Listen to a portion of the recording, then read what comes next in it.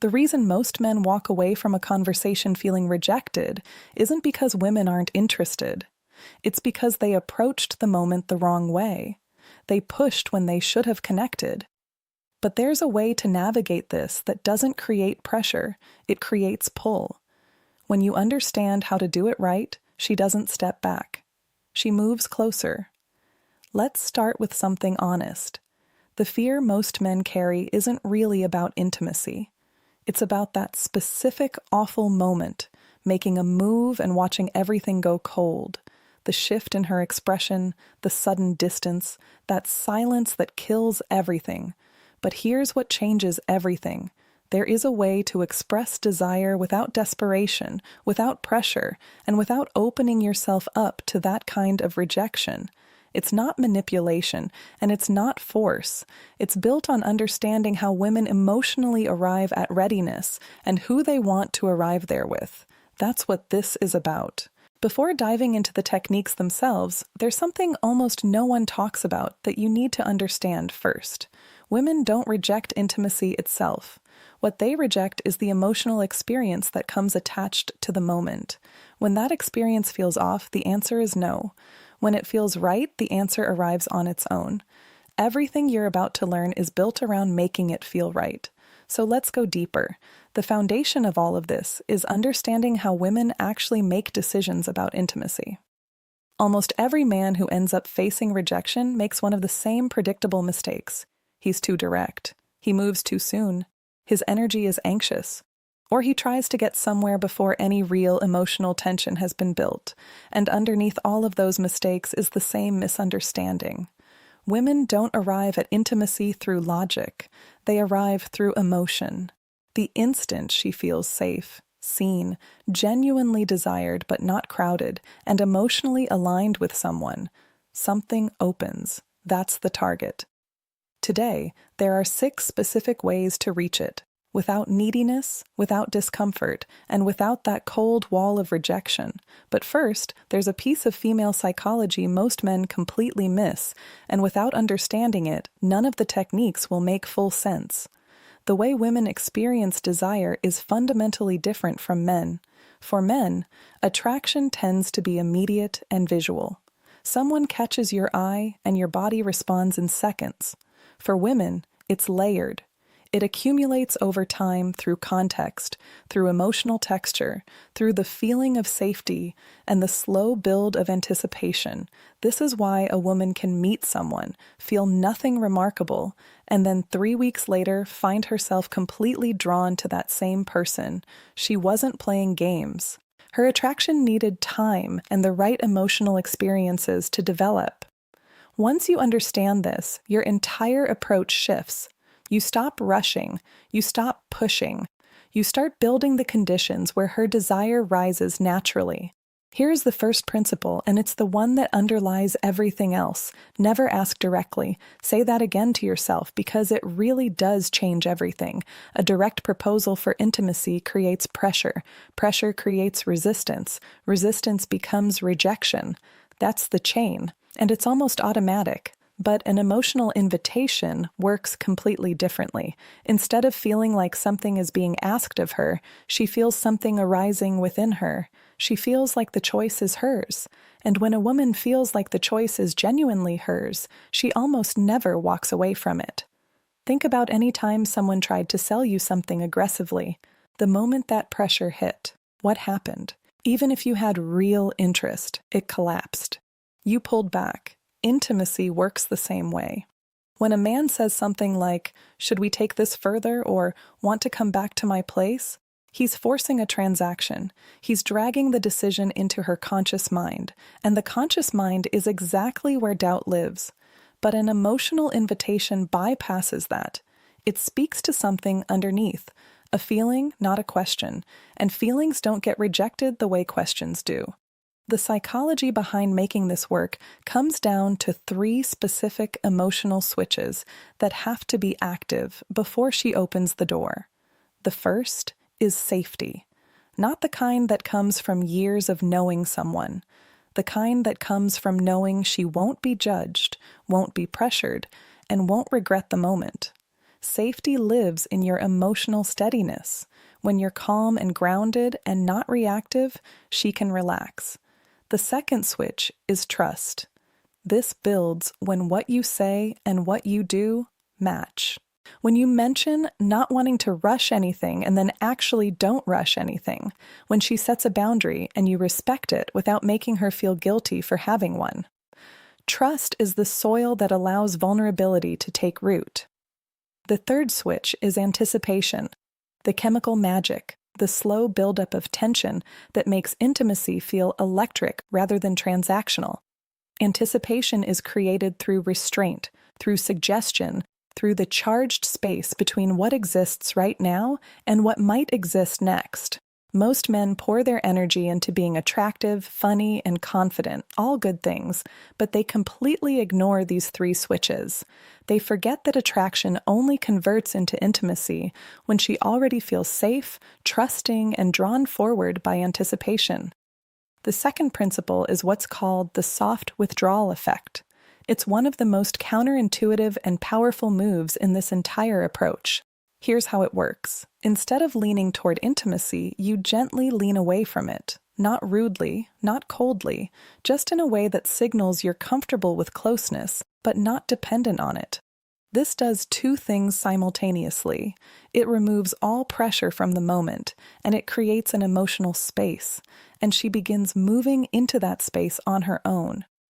Women feel drawn to a man who doesn't rush intimacy, not because he lacks desire, but because he respects the natural energy of the moment. When she senses that you're not trying to extract something from her, something shifts. She starts moving toward you, and the moment it becomes her movement, rejection disappears entirely, because it was her idea. Here's what that actually looks like. Imagine you're with someone. The conversation is alive. There's real chemistry between you. Most men at that point start escalating, moving closer, touching more, pushing toward a kiss. And she often pulls back slightly, not because she isn't interested, but because the escalation felt like pressure. Now imagine responding differently. Instead of leaning in, you lean back just slightly. You pause. You let your gaze drift away for a moment. You create just a small pocket of space. What happens in her mind is remarkable. The pressure lifts. And in the absence of pressure, she becomes aware of her own desire. She thinks, wait, why did he pull back? Is he not interested? Without realizing it, she starts closing the distance. She's the one who initiates the touch. She's the one who leans in. That's the soft withdrawal in real time. Not game playing, not manipulation, just the demonstration that you're comfortable enough with the natural flow of energy to let it move at its own pace. And that comfort makes her feel safe enough to pursue.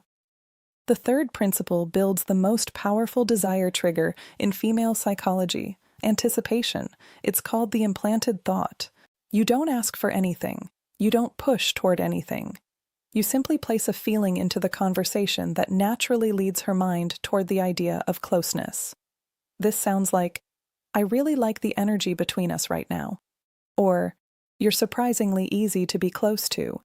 Or, there's something calm about you that makes everything feel natural. None of those statements ask for anything. None of them create pressure. But every single one plants a seed. Women respond to feelings, not instructions. When she feels something specific while she's with you, intimacy becomes her curiosity rather than your request. And that difference is everything. Here's what's happening beneath the surface when you use language like this. You're not introducing new feelings. You're helping her become conscious of feelings she's already been experiencing, but hasn't yet named.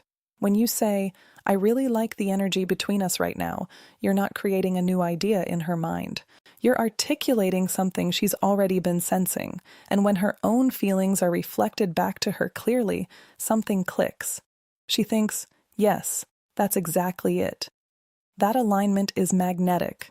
There's also a deeper mechanism at work called priming.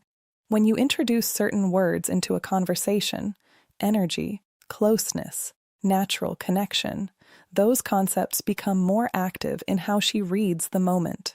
She's not being manipulated. She's being helped toward awareness of what's already present, and that awareness is what turns a good conversation into something intimate. The fourth principle might be the most important one in this entire breakdown, because it's where most men stumble even when they're doing everything else right. She has to feel safe inside her own feminine energy. For women, intimacy is tied to specific emotional states: softness, warmth, openness, trust, vulnerability. She cannot access those states if the man across from her is nervous, tense, overtly sexual, or aggressive. The role you play is simple but essential. Hold masculine calm, not forceful, not performatively sexual, not needy, just calm. When a woman feels that genuine calm in a man, her guard drops. And when her guard drops, saying yes doesn't feel like a risk, it feels natural. What masculine calm actually looks like is often misunderstood. It isn't stoic silence or emotional detachment. It's the energy of someone who is fully present, comfortable in his own body, and not anxious about where things are going. It's the difference between a man who's constantly checking for approval: is this okay? Are you comfortable? Should I do something? And a man who is simply being, allowing the moment to move the way it wants to move. Women are extraordinarily sensitive to energy. They feel nervousness, over-effort, and the hunger for validation, and all of those energies push her into a more guarded, analytical state. But genuine calm brings her out of that.